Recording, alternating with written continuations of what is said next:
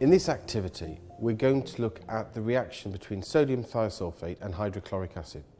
When these two react together, they produce colloidal sulfur, which makes the solution go cloudy. We can use that cloudiness to actually act as a measure of the rate of reaction. This practical lends itself to changing both the concentration of the sodium thiosulfate and the temperature of the solutions.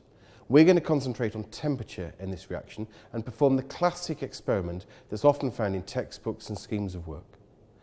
We're going to use a conical flask which is sitting on top of a white tile where we've drawn a black X.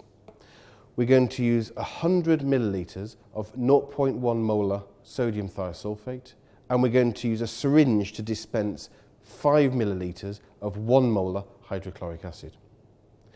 We're first of all going to add our sodium thiosulfate into the flask, and then using a syringe rather than a measuring cylinder, because it's easier to get good mixing, we're going to suck up our 5 ml of hydrochloric acid, and then we're going to inject it into our conical flask and start our stop clock.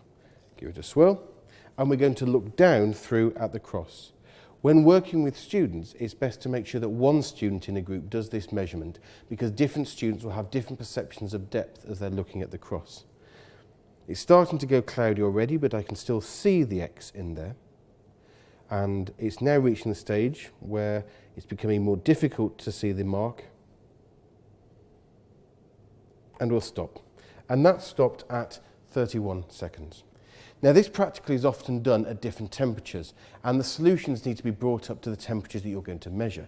So that would often mean using a water bath to heat them up, or in some schools people would heat them directly on a Bunsen burner. You also may want to cool the solutions down as well, but you must take the accurate temperature of the solution, not what you are heating it in. There are some disadvantages with this practical. In fact, we're using a large amount of solutions. We're using 100 millilitres of thiosulfate at a time. And as you can see, the solution has gone very, very cloudy. As well as producing colloidal sulfur, that's now starting to produce large amounts of sulfur dioxide as well. And as that enters the air, it can cause respiratory damage, it can cause asthmatics to suffer, and it can be quite disturbing for students.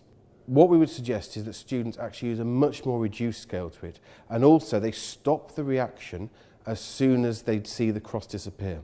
And to do that, we need to look at a safer way of doing this reaction that actually also gives better results.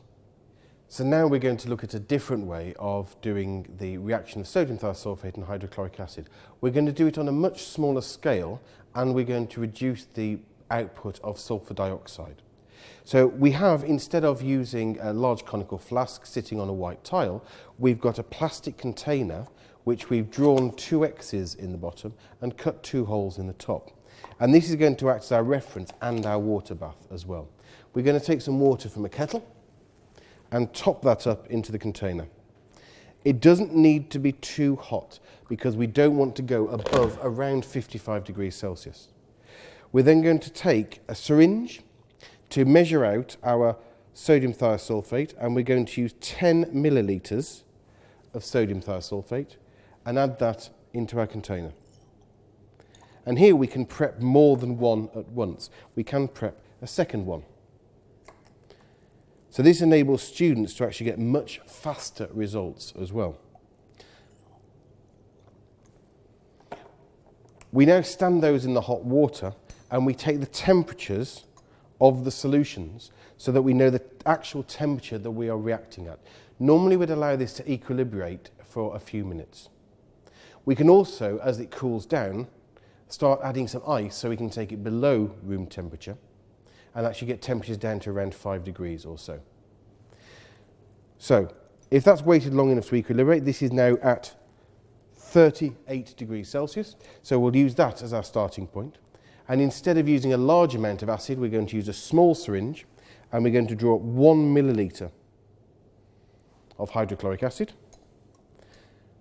We're going to leave our thermometer inside as we add the acid so we can give it a quick stir at the same time as starting the stop clock. So you'll add the acid, start the stop clock, stir, and remove my thermometer, and stop. And we can put that back in and take a final temperature, which is 40 6 degrees Celsius.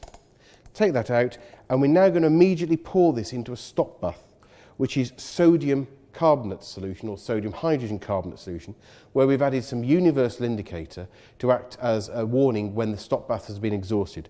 We can also drop our container in there, which will stop the little glass vial from becoming cloudy with sulfur, which can be very hard to remove. That way we've stopped the production of sulfur dioxide. Students get very rapid results, and it means they can use a lot less reagents. We're doing 10 experiments using the same volume of liquid as we did for one of the classic experiments. And that's something we want students to start appreciating, is that we want to learn how to reduce the waste from experiments and reduce the waste from industry in general.